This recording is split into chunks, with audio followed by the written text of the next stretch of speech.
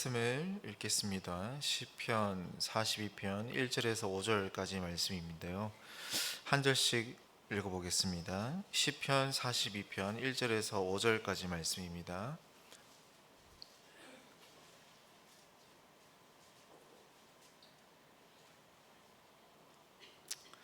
제가 먼저 읽겠습니다. 하나님이여, 사슴이 시냇물을 찾기에 갈급한 같이 내 영혼이 주를 찾기에 갈급하니이다.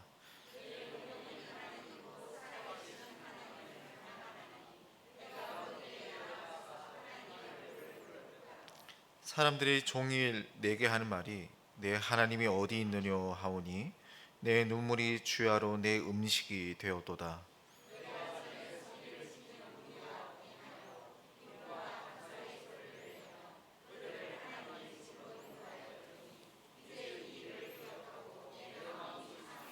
같이 읽겠습니다. 내 영혼아, 어찌하여 낙심하여 어찌하여 내 속에서 불안해하는가. 너는 하나님께 소망을 두라. 그가 나타나 도우심으로 말미암아 내가 여전히 찬송하리로다. 아멘. 할렐루야. 네, 참 오랜만에 성도님들과 말씀을 나눈 것 같습니다. 이 시간을 통하여서 정말 하나님께서 여러분들에게 필요한 말씀과 또 우리의 영이 살아나는 그 귀한 말씀의 시간이 되었으면 좋겠습니다. 오늘 성도님들과 함께 읽은 이 시편의 말씀을 가지고 영혼이 살아있는 사람이라는 제목으로 말씀을 나누려고 합니다. 살아있다는 것은 항상 증거를 남기는데요. 여러분, 우리가 살아있다는 것을 어떻게 알 수 있습니까? 음식을 먹고 또 맛을 알 수 있다는 것, 미각이 살아있다는 증거죠. 그리고 지나가다가 모서리에 팔꿈치를 탁 부딪혔을 때 여러분 어떠십니까? 네, 아야 하시는 분 계시는데, 네, 표정만 봐도 일그러지신 분이 계시는데요. 네, 통증, 그야말로 우리가 살아있다라는 증거입니다. 지금 저희 집에는 2명의 아이가 있습니다. 아직도 기억나는 것은 첫째가 임신했을 때 저희 아내는 참 신기하잖아요. 이제 아내가 신기해서 계속 이제 배도 만져보라 하고 막 이렇게 했는데 저는 모르겠는 거예요. 안에 애가 있는지 없는지 어떻게 된 건지. 그런데 아내가 처음으로 입덧을 할 때 참 아내에게는 미안했지만 한편으로는 감사했습니다. 왜냐하면 너 안에서 건강하게 살아있구나, 이런 마음이 들었기 때문입니다. 조금 시간이 지났을 때 배에서 태동도 하고 또 움직임이 느껴졌을 때에는 진짜 네가 안에서 열심히 네가 살아있다는 것을 보여주고 있구나, 이런 실감을 했던 기억이 납니다. 여러분, 제가 이 이야기를 하는 이유는요, 우리의 영혼도 마찬가지이기 때문입니다. 우리의 영혼이 살아있고 하나님 앞에 그 영혼이 건강한 사람은요, 반드시 그 증거가 우리의 삶에 나타나기 마련이라는 사실입니다. 우리 방금 읽은 시편 42편은 영혼이 건강한 사람, 또 영혼이 활력이 있는 사람의 특징, 그 사람이 부르는 노래를 우리에게 보여주고 있는 말씀입니다. 영이 살아있다면, 영혼이 하나님으로 인하여 기뻐하고 만족하고 있다면 이런 특징을 가지고 있다라는 것을 이 시편 기자의 모습을 통해 우리에게 보여주고 있는 것이죠. 저는 이 말씀을 통하여서 이제 우리 성도님들이 저와 함께 나의 영적 상태를 함께 점검해 보는 시간을 가졌으면 좋겠습니다. 여러분, 이것을 하는 이유는 아주 간단합니다. 하나님을 향한 나의 영적 상태를 우리는 늘 점검해 봐야 하기 때문입니다. 이에 대해서 유명한 신학자죠, 어거스틴은 이렇게 말합니다. 인간이 자아를 인식하려면 자신의 지력을 시험하고 말뿐이 아니라 시험으로 검증해야 한다, 이렇게 말합니다. 여러분, 쉽게 말해서 이게 무슨 말이냐면, 내가 정말 하나님에 대하여서 영이 살아있고 내가 정말 고백하듯이, 내가 입술로 말하듯이, 찬양하듯이 하나님을 사랑한다면 그 사랑을 또 또 하나님에 대한 그 믿음을 내 삶 속에서 테스트 해봐야 된다는 거죠. 여러분, 마치 우리 아이들이 한 학기 동안 열심히 공부한 것을 학기 말에 어떻게 합니까? 시험을 보는 거죠. 스님, 저 열심히 공부했어요. 아무리 입으로 말하더라도 여러분, 시험 봐서 시험 점수 나쁘면 뭐예요? 뭐 그날 컨디션이 나빠서 그럴 수도 있겠지만 너 정말 열심히 안 했구나. 이게 절실하게 드러낸 성적표가 바로 우리의 현실을 가르쳐 주고 있는 거죠. 내가 무엇이 부족하고 또 이것이 틀리지 않으려면 어떻게 해야 하는가? 우리는 시험을 통해서 그것을 보고 그 부족함을 채우려고 그것을 보는 거죠. 여러분, 이것이 더욱 우리의 거룩을 향한 그리스도의 몸부림이 되어야 되는 것입니다. 그래서 저는 어떤 사람이 영원히 살아있는 것인가 라는 이 질문을 가지고 다음 세 가지를 살펴보려고 합니다. 이 말씀을 통해서 우리 성도님들 자신을 점검하고 더욱더 우리 사랑하는 그리스도를 닮아가는 푸른숲 교회 성도님이 되기를 축복합니다. 어떤 사람이 영원히 살아있는 사람인가? 이 질문에 첫 번째로 우리가 함께 따라해 봤으면 좋겠는데요. 목마른 사람. 우리 한번 큰 소리로 따라해 볼까요? 목마른 사람. 여러분, 목마른 사람이 영원히 살아있는 사람이다라고 오늘 시편 기자는 우리에게 말하고 있습니다. 영이 살아있는 사람의 첫 번째 특징은 내 삶에 목마름이 있는가? 여러분, 그것을 돌아봐야 합니다. 여러분, 살아있는 사람이 목이 마르다라는 것은 당연한 원리입니다. 여러분, 지금은 겨울이지만 여러분 한창 더운 날을 여러분 한번 상상해 보시기를 바랍니다. 그 태양 밑에 서서 나는 목이 마르지 않다라고 외치는 사람은 건강한 사람이 아니라 어디를 가야 되는 사람입니까? 그렇죠. 병원에 가야 되는 사람이죠. 여러분, 우리의 영이 육이 걸은 것처럼 영혼도 마찬가지입니다. 왜냐하면 하나님께서는요, 우리의 영과 육을 따로 떨어뜨려서 창조한 것이 아니라 영과 육을 하나로 연결되어 만드셨기 때문입니다.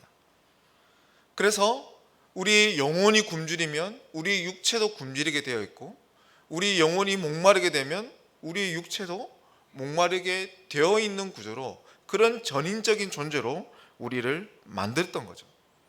여러분, 그래서 하나님에 대한 간절한 목마름이 있는 사람이 바로 어떤 사람입니까? 영혼이 살아있다라는 그 증거를 가지고 있는 사람이라는 겁니다. 영이 건강하고 살아있다라면 그 하나님의 은혜를 향한 갈증이 일어날 수밖에 없다라는 사실이죠. 나의 육체에 하나님을 향한 목마름이 없는데, 내가 하나님께 나아가고 싶은 그런 마음이 생기지 않는데 나의 영혼은 건강하다, 나는 괜찮다, 이렇게 말하는 사람은 뭔가 이상이 있다는 겁니다. 여러분, 본문 1절에 보시면 시편 기자는 하나님 향해 이렇게 외칩니다. 우리 1절을 다 같이 한번 읽어보도록 하겠습니다. 시작.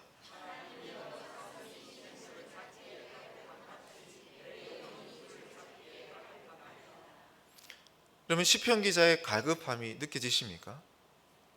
다른 버전으로 제가 한번 읽어드릴게요. 하나님, 목이 마릅니다. 그것도 사슴이 시냇물을 찾기에 갈급한 같이 저도 목이 마릅니다. 여러분, 시인은 자신을 사슴에 빗대어서 노래하고 있습니다. 여러분, 지금 이 사슴은 목이 말라 하고 있죠. 단순히 갈증을 느끼는 수준이 아니라 목숨이 위협받고 있는 이런 갈증입니다. 여러분, 사람이 물을 마시지 않는다면 어떻게 되나요? 그렇죠. 목숨을 잃게 되는 거죠. 동물도 마찬가지입니다. 이걸 어떻게 알 수 있냐면, 여기서 등장하는 이 시냇물은 흔히 개울에서 발견할 수 있는 그런 시냇물이 아니에요. 산 꼭대기에 그 누구도 발견할 수 없는 그런 쫄쫄쫄 흐르는 그런 물을 향해서 가리키고 있습니다. 그렇다는 것은 뭐예요? 지금 사슴이 그 아래에서부터 물을 찾지 못해서 계속해서 산을 찾아 올라가고 있는 거예요. 그러다가 지쳐서 물을 발견하지 못하면 어떻게 되는 겁니까? 목이 말라 탈진해서 죽게 되는 그런 긴급한 상황을 이 시인은 지금 노래하고 있는 것입니다. 여러분, 지금 사슴에게는 물이 없습니다. 물을 찾고 올라가서 물이 솟아오르는 그 근원까지 찾아가고 있는 중입니다. 여러분, 한번 그 사슴의 나를 빗대어 보시길 바랍니다. 얼마나 간절하고 애타는 상황입니까?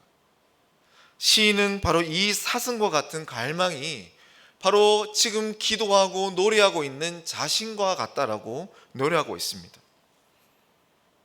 여러분, 지금 시인이 왜 이렇게 갈망할까요? 이 시인이 하나님 앞에서 특별해서 그럴까요? 왜 시인만이 이렇게 간절히 하나님을 찾고 있을까요? 그가 특별히 하나님 앞에 받아낼 것이 있었기 때문에 지금 이렇게 하나님을 찾고 있는 것일까요? 그렇지 않습니다. 시인이 이렇게 하나님을 찾는 이유는 단 한 가지입니다. 그가 하나님을 만나야 하기 때문에. 왜요? 그것은 바로 우리가 그렇게 지어졌기 때문입니다. 우리가 왜 하나님을 만나야 됩니까? 그것은 우리가 하나님을 만나야만이 우리는 행복하게 살아갈 수 있는 존재이기 때문입니다. 여러분, 그렇게 지어졌음을 여러분 믿으십니까? 여러분, 우리는요, 무언가를 갈망하는 존재로 지어졌습니다. 여러분, 다 갖고 싶은 것이 있지 않습니까? 하나도 안 갖고 싶으세요? 그래서 우리 안에는요, 어떤 것을 계속 추구하는 욕구가 있어요. 이 욕구는 나쁜 것이 아닙니다. 식욕도 그렇고요. 여러분, 배가 고파지는 것, 여러분, 그거는 정말 좋은 현상입니다. 여러분, 배가 안 고파진다고 생각하십시오. 어떻게 됩니까? 삐쩍 말라가지고 나중에 영양실조로 쓰러질 수도 있습니다. 그렇지만 중요한 것은요, 이 우리의 욕구를 잘 설정해야 되는 거죠. 예를 들어 우리 욕구가 식욕에만 있다면 그 사람의 삶은 어떻게 됩니까? 아주 비대해지겠죠. 그리고 그 사람의 삶에 소유욕만 가득 차다면 어떤 거만 있습니까? 맨날 인터넷만 켜서 오늘 신상은 뭐지? 저 백 예쁘다. 여성분만 얘기해서 죄송합니다. 저거 차 멋지다. 올해는 꼭 바꿔야 되는데.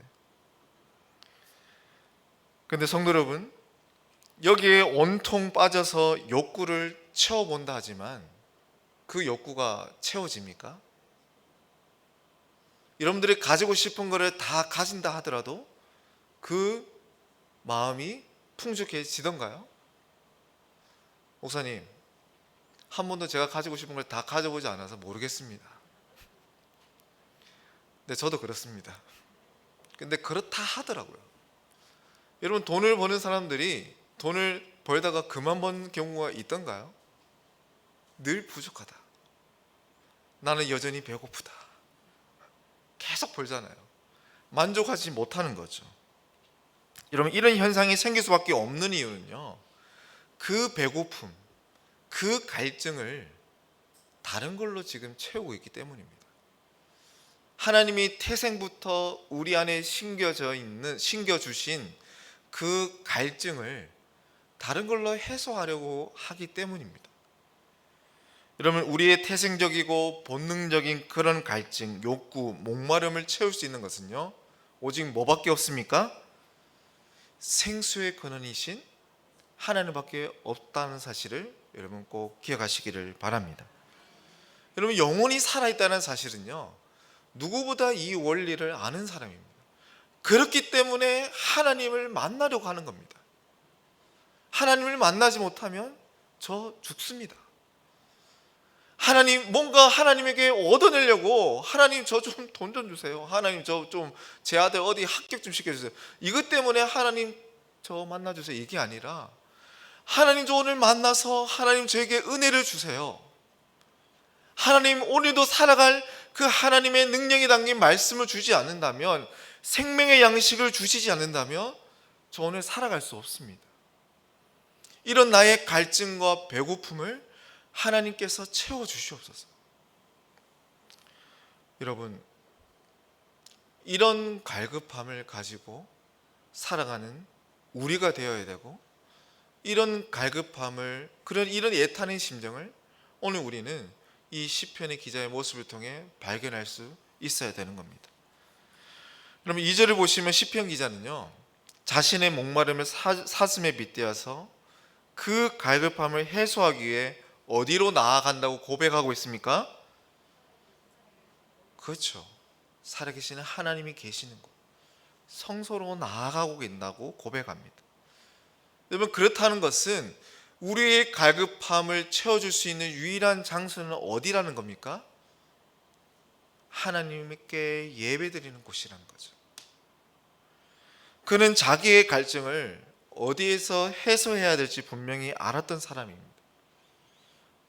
여러분, 정리해보자면요, 하나님의 향한 그 갈증을 해소할 수 있는 곳은 하나님의 집을 늘 사모하는 사람, 하나님 앞에 자신을 드리기를 사모하는 사람, 그래서 하나님을 만나지 않으면 안 된다는 심정으로 그 임재가 넘치는 성전을 사모하고 가까이 나아가고 싶은 사람, 그 몸부림이 있는 그 삶의 모습들이 나에게 있는 사람, 그럼 이것이 바로 영혼이 살아있는 사람들의 특징입니다.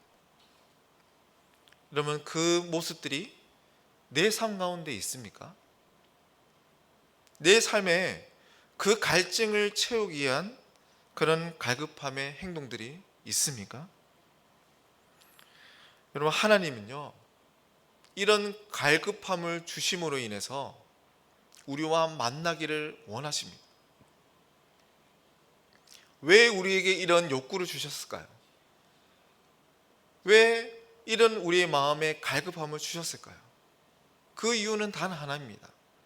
내가 너와 만나서 사랑하고 싶다. 우리에게 이런 갈증을 주지 않는다면 우리가 하나님을 찾을까요? 하나님의 목적은 단 하나입니다. 우리와 사귀어 그 사귐의 교통을 통하여 더욱더 사랑을 나누고 싶은 것, 그것이 하나님께서 우리를 창조하신 이유이고 그것이 바로 하나님께서 우리를 구원하신 목적이심을 기억하시기를 바랍니다. 여러분, 그렇다면 영이 살아있는 자가 목마른 사람이라고 했는데 그 목마름을 회복하려면 우리는 어떻게 해야 될까요? 여러분, 제가 한 가지 드릴 수 있는 대안은요, 바로 하나님에 대하여 우리는 배고파져야 합니다. 어떻게 해야 된다고요? 하나님에 대하여 우리는 배고파져야 된다는 거죠. 여러분, 그렇게 되기 위해서 밥을 굶으라는 거 아니에요. 오늘부터 부담이 되어서 집에 가가지고 목사님이 굶어라 해가지고 오늘 저녁부터 어떻게 해야 되나, 제가 분명히 말씀드렸습니다. 밥을 굶으라는 거 아닙니다. 이에 대해서 미국의 복음주의 신학자이자 또 목회자로 잘 알려져 있는 존 파이퍼 목사님은 이렇게 얘기했어요. 오직 하나님 한 분께 굶주린 삶만이 승리를 가져온다. 어떤 삶만이요? 하나님 한 분께만 굶주린 삶만이 승리를 가져온다. 그리고 이어서 하나님을 그리워하는 마음을 가지기 위해서는 삶 가운데 때때로 금식이 필요하다라고 말합니다. 죄송합니다. 진짜 금식이네요. 하나님께 굶주린 삶을 위해서 때때로 우리 삶 속에 뭐가 필요하다고요? 금식이 필요하다는 거예요. 이 금식은요, 우리가 곡기를 끊는 금식이 될 수도 있겠지만 다양한 금식이 될 수도 있죠. 첫 번째는 어떤 금식이요? 드라마 금식. 지금 얼굴빛이 달라지는 성도님들 계십니다. 또 게임 금식, 휴대폰 금식, 쇼핑 금식. 여러분, 이런 것들이 왜 필요할까요? 우리의 잘못된 욕구들을 절제하고 그 욕구를 어디에만 표출시키는 겁니까? 그렇죠. 오직 하나님께로만. 여러분, 제 딸 첫째가, 똑같은 말이죠. 첫째가 먹는 걸 되게 좋아해요. 근데 항상 밥을 먹기 전에 다른 걸 먹을 때가 있어요. 막 이렇게 옆에 있는 빵도 먹을 때도 있고 막 이렇게. 그러면 항상 어떤 일이 일어날까요? 안 봐도 뻔하죠. 밥을 못 먹어요. 왜 그럴까요? 밥을 먹을 그 자리에 다른 걸로 채우기 때문이죠. 여러분, 우리의 삶의 영역 원리도 똑같습니다. 여러분, 우리는 한계가 있어요. 모든 걸 다 욕구를 받아들일 수는 없어요. 하나님의 은혜로 채워져야 될 그 공간들을 여러분 다른 걸로 배부르게 된다면 여러분 더 이상 우리는 하나님을 찾기보다는 만족하고 그런 풍요로운 그 상태를 유지하기 바라는 마음으로 우리는 아니하는 그런 삶을 살아가게 되는 겁니다. 여러분, 헛배에 불리는 삶을 살지 않기를 간절히 바랍니다.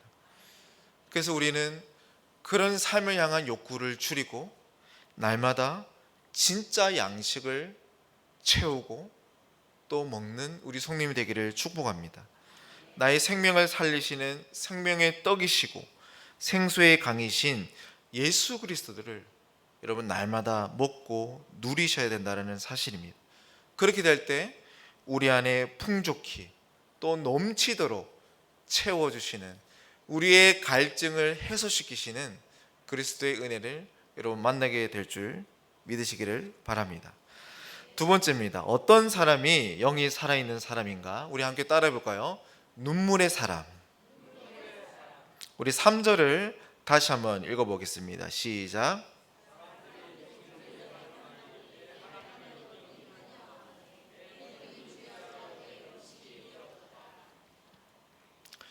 여러분, 영이 살아있다, 영혼이 살아있는 사람의 두 번째 특징은 눈물이 많은 사람입니다.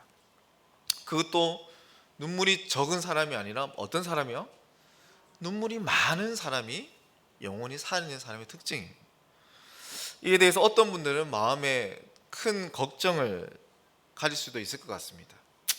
특히 이제 김해의 상경상도 지역의 김해 사람이라면 어떤 사람입니까?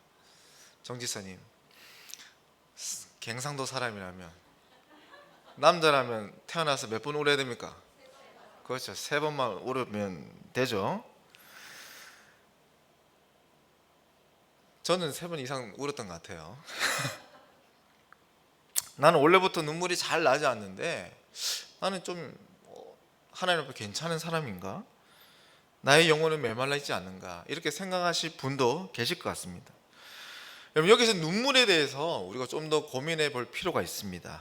꼭 두 눈에서 눈물이 흘러야 되는가? 그것만이 눈물인가? 여러분, 눈물은요 그냥 현상이고 반응일 뿐이죠. 흔히들 이런 말이 있습니다. 눈물에 속지 마라. 제가 주어는 안 붙였습니다. 누구의 눈물에 속지 마라 이런 주어는 안 붙였지만 이런 뭐 눈물에 속지 마라 이런 말이 있죠.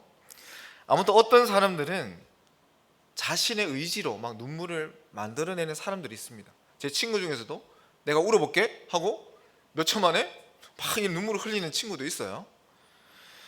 자, 여기서 제가 말씀드리고 싶은 것은요, 이런 인위적으로 낼 수 있는 그런 눈에서 나는 눈물, 그런 눈물에 대해서 하는 것이 아니라 진짜 내 마음에서 흘리는 그런 요동, 그런 아픔, 거기에서 비롯되는 눈물을 가리키는 것입니다. 억지로 눈물을 내지 않아도 내 마음에 진짜 눈물을 흘릴 수 있는 심령인가?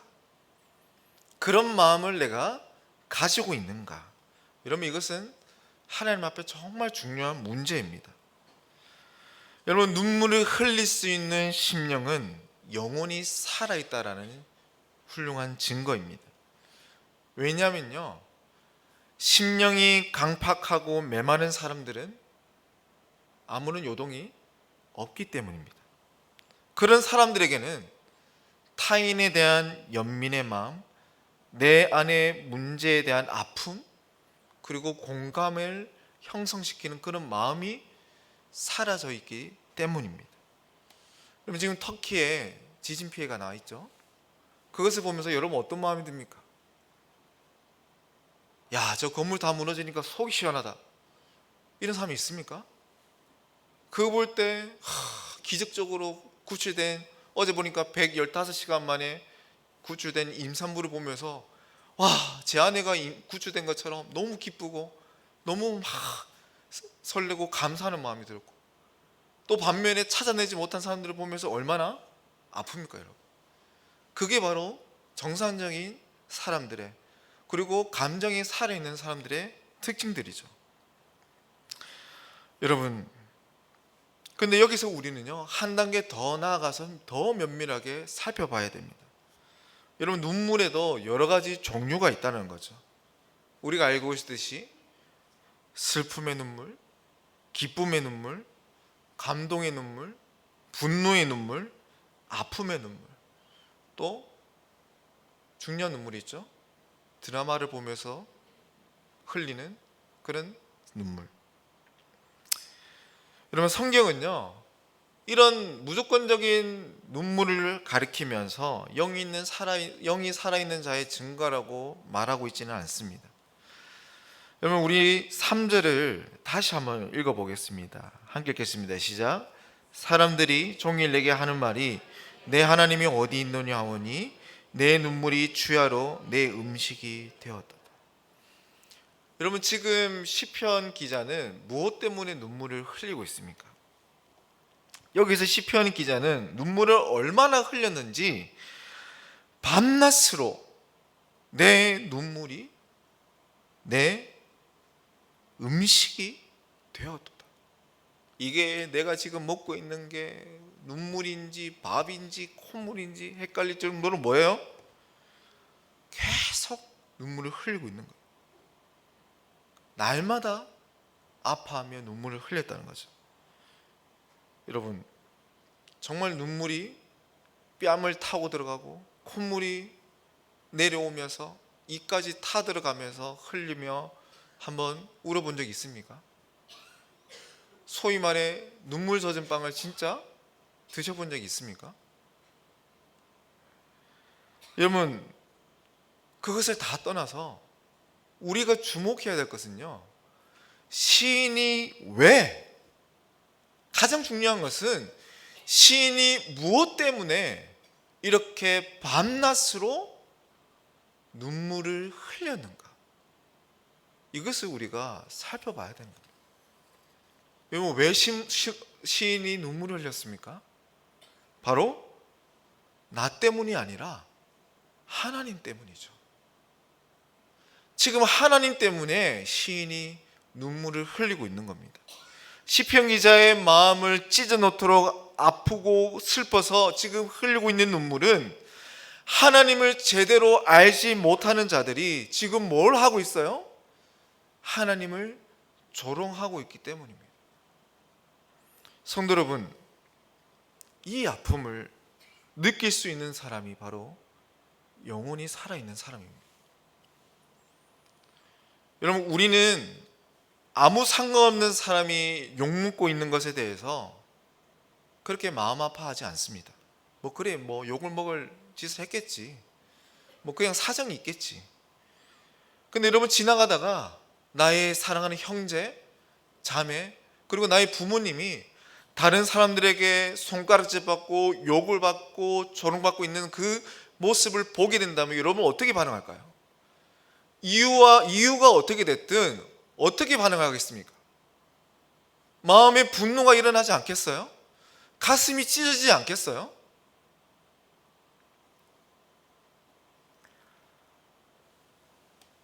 여러분, 내가 정말 사랑하는 가족이 조롱을 당하고 있는데 가만히 있는 사람은 아무도 없을 겁니다.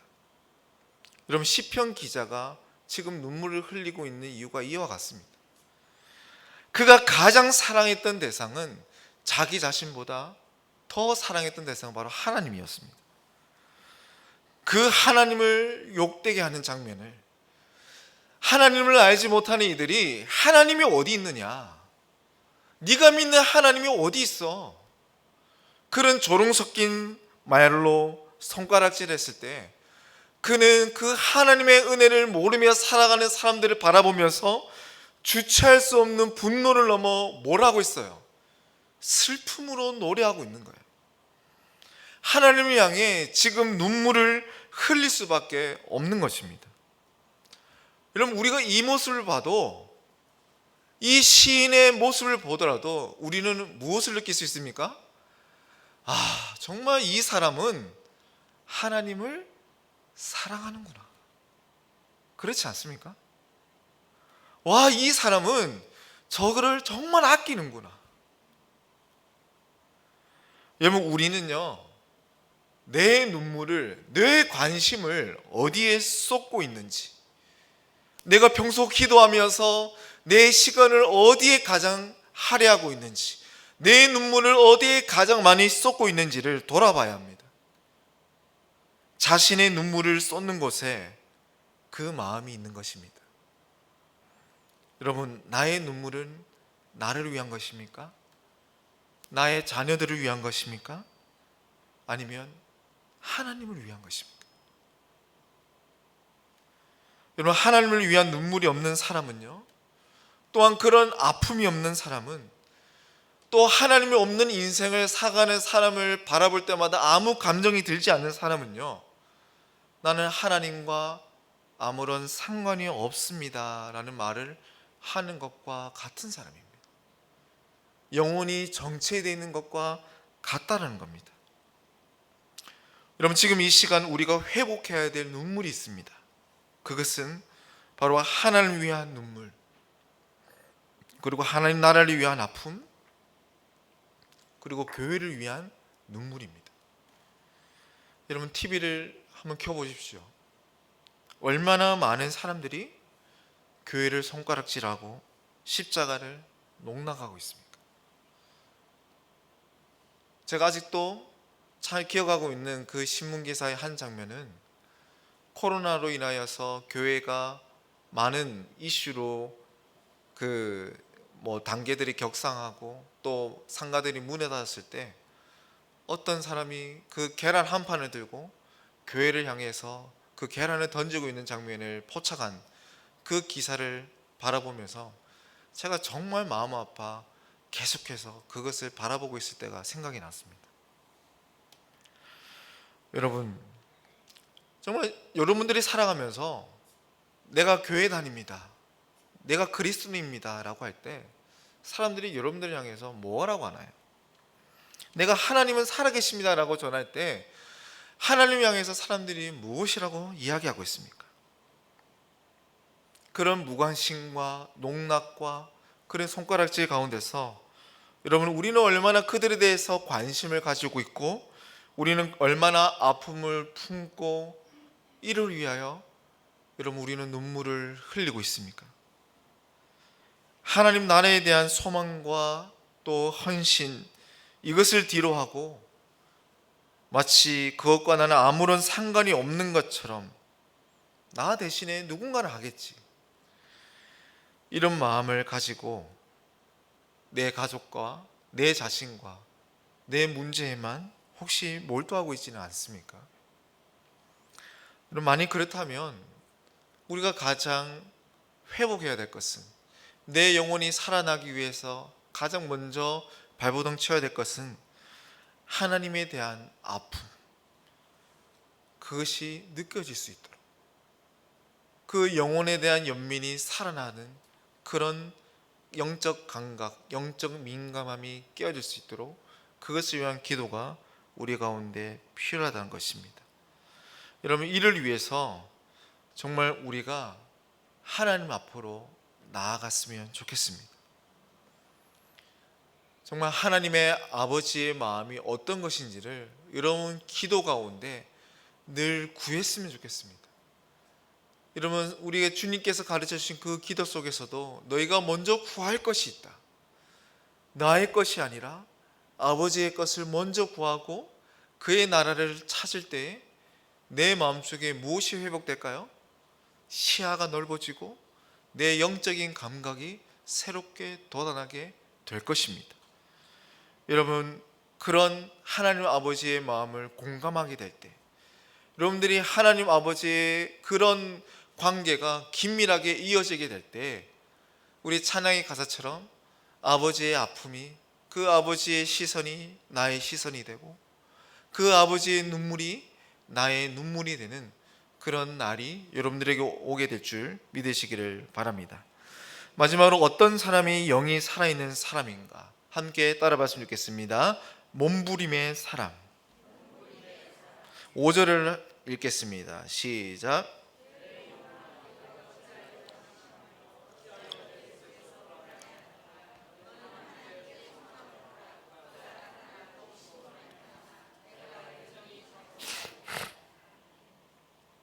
여러분, 영이 살아있는 사람의 세 번째 특징은요, 내 삶 가운데 치열하게 움직이는 몸부림이 있는가. 여러분, 앞서 서론에서 잠깐 언급했듯이 아이가 살아있다는 것은 어떻게 알 수 있을까요? 뱃속에서 치열하게 그 좁은 공간에서 태동하는 그 모습을 보면서, 와, 이 아이 정말 건강하게 있구나, 이것을 보면서 우리는 살아있다는 증거를 알 수 있습니다. 아직 눈으로 보이지 않고 만져지지 않지만 나 살아있다라고 열심히 움직여주는 것, 여러분, 이것이 살아있음의 증거죠. 여러분, 바늘로 손을 찌르면, 여러분 혹시 일하다가 손가락 끝에 바늘 탁 찌르게 되면 어떻게 되나요? 인상 쓰이죠? 신경이 곤두서게 되죠. 너무 아픕니다. 몸이 저절로 반응하게 됩니다. 반대로 바늘을 찔렀음에도 아무런 반응이 없다는 것은 뭐예요? 이상이 있다는 거죠. 내 발에 감각이 없는 거예요. 손에 감각이 없는 거예요. 여러분, 그 사람이 태생부터 참을성이 엄청나거나 아니면 빨리 병원 가서 왜 이곳에 마비가 왔는지 검진을 받아봐야 된다는 거예요. 여러분, 우리 영혼도 마찬가지입니다. 영이 살아있는 사람은요, 조그만한 반응에도 아주 민감하게 반응합니다. 반면에 영이 병이 든 사람은요, 무딘 반응을 보이는 거죠. 나의 영혼이 어떻게 되든지 관심이 없고 그저 채울 수 없는 그 욕구에만 반응을 더디게 보이는 겁니다. 여러분, 하나님께 은혜를 충만하게 받고 난 후에 죄를 지을 때를 한번 여러분 생각해 보십시오. 죄를 지어 보신 적이 없습니까? 어떻습니까? 하나님 나에게 떠나가실 것 같고 내가 지옥에 갈 것 같고. 제가 예전에 담배를 지금이 아니라 담배를 펴본 적이 없지만 오해하지 마세요. 제가 삼촌 담배 심부름을 갔다가 중학교 때 딱 한번 담뱃불알, 이게 너무 호기심이 나서 한번 붙여본 적이 있어요. 이걸 사람들이 왜 필까? 그래서 이렇게 딱 붙여본 순간 심장이 여기 있는 줄 알았어요. 뭐 이렇게 해가지고, 야, 진짜 하나님이 옆에서 너 지금 뭐 하는 거야? 제가 너무 놀래가지고 어떻게 했을까요? 담배를 다 집어 던지고 발로 밟고 또 너무 놀래서 제 머리보다 더 큰 돌을 가지고 담배 위에다가 탁 올려놓고 도망쳤습니다. 지금 보면 엄청 순수하죠.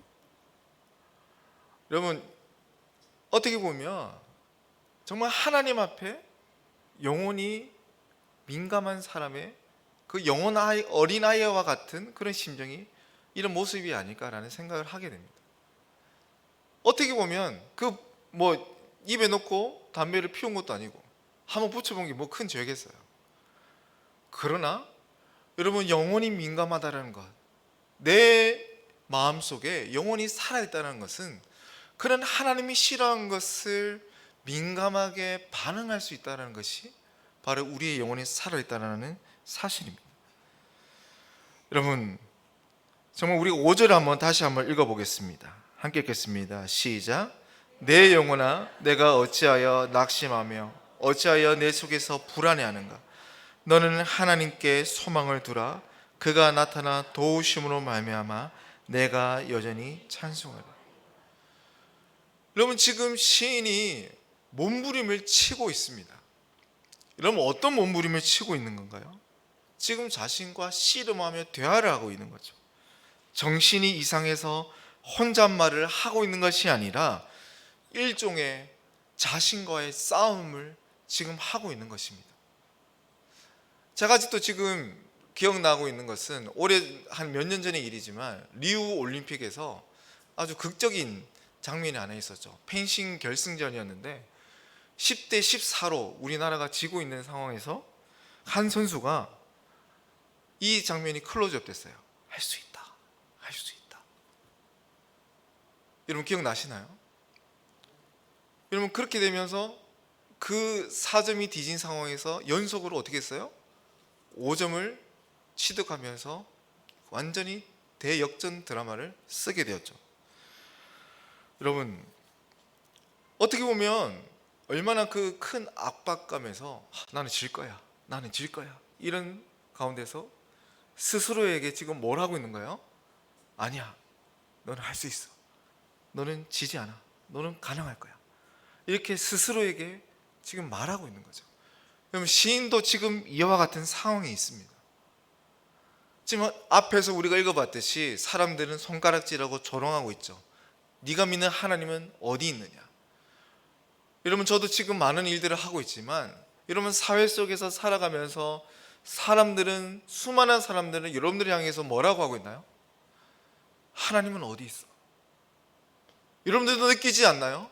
도대체 하나님의 살아계심의 증거는 어디 있는가?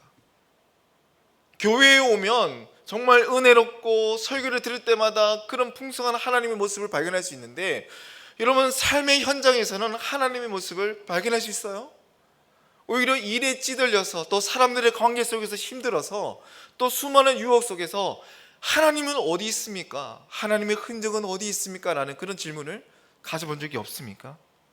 여러분 그럴 때마다 여러분 시인이 했던 것은 무엇입니까? 내 영혼아 낙심하지 말라. 하나님은 살아계시다. 지금 자신을 향해 뭘 하고 있는 겁니까? 다그치고 있는 거죠. 싸우고 있는 거죠. 선언하고 있는 겁니다. 여러분 자신의 환경도 도저히 하나님이 살아계시지 않는 것처럼 보일 수 있습니다. 이런 상황 가운데 시인은 홀로 앉아서 자신의 내면과의 싸움을 지금 그 몸부림을 치고 있는 겁니다. 그는 하나님께서 자신에게 베풀어 주신 그 은혜들을 읊조리면서 때로는 자신을 타일일으키기도 하고 또 이런 상황 속에서 낭망하고 있는 자신을 책망하기도 하고 있습니다. 그리고 나는 이런 상황 속에서 주저하지 않고 소망을 품고 나의 소망이신 하나님을 찬양할 것이다. 할렐루야. 여러분 이런 찬양이 우리의 삶에도 있기를 간절히 바랍니다. 나의 내면 속에 나에게 주신 믿음을 잃지 않기 위해서 이런 고군분투의 흔적이 있는 사람, 이런 사람이 바로 영혼이 살아있는 사람입니다. 여러분 이런 찬양이 있죠. 약할 때 강함 대신에 나의 보배가 되신 주 나의 모든 것, 주 안에 있는 보물을 나는 포기할 수 없네. 주 나의 모든 것. 무엇을 포기할 수 없습니까? 주 안에 있는 보물을 나는 포기할 수 없습니다. 여러분 그것을 위해서 몸부림치는 우리 성도님들이 되었으면 좋겠습니다. 여러분 은혜의 깊이를 아는 사람은요, 그 가치를 아는 사람은 그것을 쉽게 손놓을 수 없습니다. 죄 사함의 은혜를 경험한 사람은 쉽게 죄를 지을 수 없는 것과 같습니다. 여러분 마찬가지로 영이 살아있는 자는 방금 우리가 찬양으로 고백했듯이 내가 이미 맛본 그 주님 안에 있는 보물을 경험했기 때문에 그 가치를 다른 기쁨과 맞바꿀 수 없다라는 사실을 누구보다 아는 사람입니다. 그렇기 때문에 그것을 빼앗기지 않기 위하여 몸부림치는 사람이 영원히 살아있는 사람입니다. 여러분 이 몸부림이 우리 푸른숲교회 성도님들에게 가득 차기를 축복합니다. 여러분 말씀을 정리하겠습니다. 지금까지 우리는 영이 살아있는 사람의 특징들에 대해서 살펴봤습니다. 어떤 것이 있습니까? 내 안에 영적 갈망을 향한 목마름이 있는가? 두 번째, 내 삶에 하나님의 영광을 향한 눈물이 있는가? 마지막으로 내 삶에 거룩을 향한 몸부림이 있는가? 그러면 내 삶에 이런 영혼의 살아있음의 증거들이 있습니까? 만일 없다면, 그리고 미비하다면 여러분 우리는 회복해야 합니다. 우리 삶 속에 이것이 부족하다면 예수님을 믿는 유익이 없다는 것입니다. 여러분 우리가 왜 예수님을 믿습니까? 우리가 왜 예수님을 믿어야 합니까? 단순히 죽어서 천국 가기 위해서 예수님을 믿어야 되는 것이 아니죠. 여러분 그렇다면 우리는 예수님을 믿자마자 다 죽어야 됩니다. 그렇지 않나요? 예수님을 믿고 나서 우리가 천국 가는 것이 예수님을 믿는 목적이라면 예수님 믿고 난 후의 삶을 우리에게 남겨두신 이유가 없는 거잖아요. 우리는 왜 살아가면서 구원의 기쁨을 맛보게 하시고 왜 예수님을 믿게 하시고 그 삶을 이어가게 하실까요? 그것은 바로 예수님과 함께 살아가는 그 기쁨을 우리에게 알려주시기 위함입니다. 여러분 우리의 삶에 그 기쁨을 여러분 찾아가며 그 기쁨을 누리며 살아갔으면 좋겠습니다. 그렇게 되기 위해서 늘 하나님 목마릅니다. 하나님, 제가 정말 내가 나를 구원하신 하나님의 목적에 맞게 살아가기 위해서, 또 나를 창조하신 하나님을 만나기 위해서 내가 하나님을 찾습니다. 내가 하나님 안에서 기쁨을 누리게 하여 주시옵소서. 여러분 이런 제목을 가지면서 우리가 늘 하나님을 만남으로써 우리의 영혼이 늘 하나님 앞에 살아 펄떡이며 또 그런 삶을 이어나가는 우리 모든 푸른숲 교회 성도님 되기를 우리 사랑하는 주님의 이름으로 축복합니다.